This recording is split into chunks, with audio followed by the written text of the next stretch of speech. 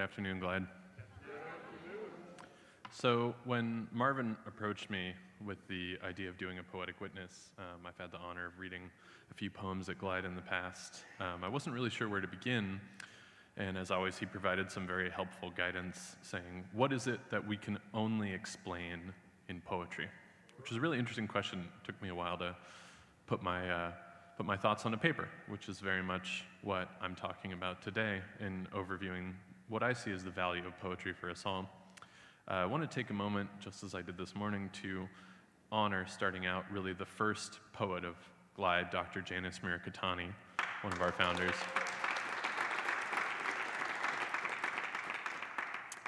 Really incredible poet, at one point the poet laureate of San Francisco, if you didn't know.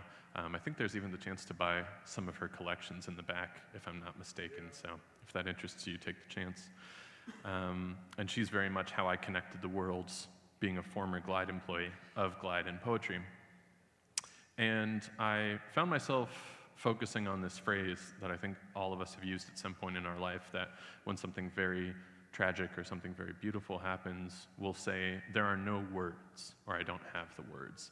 When in reality, certainly for me, I think for many of us, it's that there are too many words, and we're not sure which are the right ones, which are the wrong ones, which are going to anger people, which are going to excite people. We have this feeling that the words we use have to match in some way the solemnity or the beauty of the moment that we're taking part in. Emily Dickinson has this quote. She says, "After sadness, a formal feeling comes." It's a great example of poetry that you hear that word formal and you're like, there's something unexpected about that. It captures my attention in some way. And I think it captures that concept well. Poetry, being very esoteric and strange at times, has fun words just to refer to itself that I think continue to make it interesting. There's elegies, poems for the dead. There are odes, poems to someone or something you love. And a good 50-cent word, SAT word, Scrabble word you can take from this is there's ekphrastic poems, poems about art, one that touches you.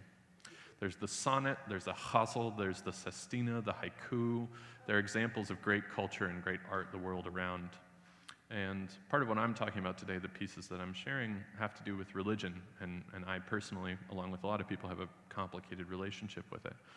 But you can find poetry in the Quran, in the Bible, in the Torah. Even if you don't align with those faiths, you can read them and appreciate the beauty and the culture that comes from them. Langston Hughes has a quote. He says, "Perhaps the mission of an artist is to interpret beauty to people, the beauty within themselves."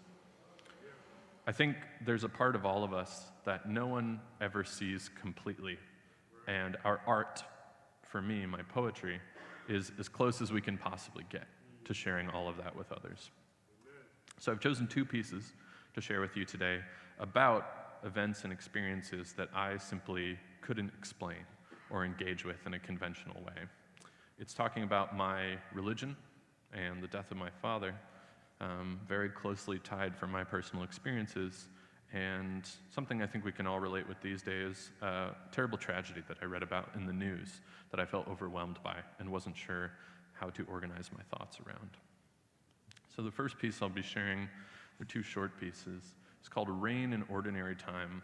And if you're not familiar with the term, it's again a word that kind of captures the attention in Catholicism or some other sects of Christianity.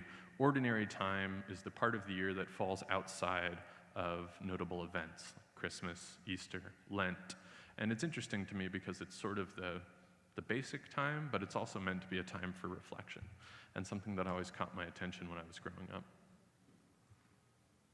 Rain in Ordinary Time. The rice water is bubbling angrily, and I've forgotten again, after I forgot the first time and went to set the timer. My God, it's still raining, and the fat drops clinging to the window screen like chalk-handed free climbers have doubled their numbers. Could I count the lives of evaporation each quiet drop has led if I had enough slow time? Maybe the rebirth of fat raindrops is infinite, the echo wash of old years, the resurrection of a million molecules, from those scattered by the closing of the musty church doors on odd winter Sundays. I was a boy in love with the rain.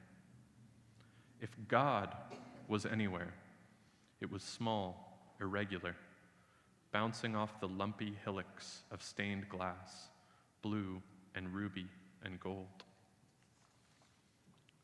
Through the glass, this man I don't quite know lights a candle, a pillar of the softest purple I'd ever seen.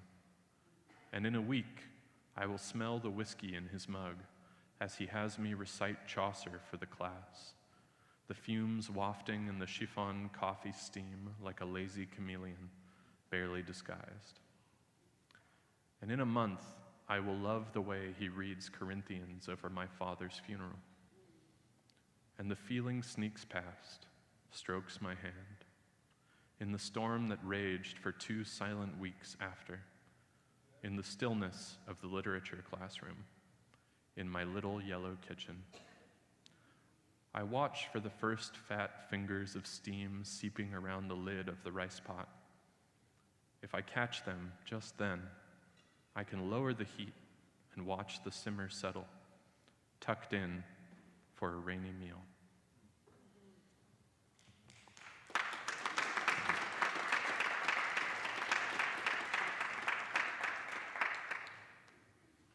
The second piece that I wrote, and it's a heavier topic, I'd like to say that just so folks kind of know the energy that we're stepping into. A news article that I read about a week and a half ago now is related to something that I always feel like I don't fully understand how to talk about, even after studying it, talking about it, and that's the conflict in Gaza. I think regardless of what happens, it's a complicated topic, and I don't always feel like I have the words or the lived experience to speak about it accurately, but there was a story that I felt I connected with on a human level, and it's that there's a nonprofit you may be familiar with that operates in the area, many other disaster areas, called World Central Kitchen. They feed people in areas of national and global disaster. Yeah, really incredible organization, if you haven't checked it out. And horrifically, they had a number of aid trucks in the region which were covered all over with their logos, aid trucks, nothing else, this is what we do. And they were bombed by Israeli Defense Forces, by unmanned drones. And 7 people were killed from all different countries just there to serve it. And I remember feeling very overwhelmed by that, just such a needless loss of life of people trying to do nothing but good. And I wrote this in response to that. It's called Floating Away. How the trucks burned, so full of food, under the canopy of missiles. How clear the colors of aid, bird feather bright, blazoned upon the backs and roofs. We are here for nothing, please, nothing, but to feed you. How the pounds and pounds of chicken, fish, soles, and leafy greens crackled and charred. How proudly the defenders puffed, serving justice and self-defense to the kind cooks sprinting to the foodless. How well they named their loitering munitions, a sword of Damocles fit for a city. How charming they sound, the child killers, the heron, skylark, and Hermes, soaring sons of birds and gods. How rapid the delivery, silent, from winged messengers, a salvo of peace upon the peace workers.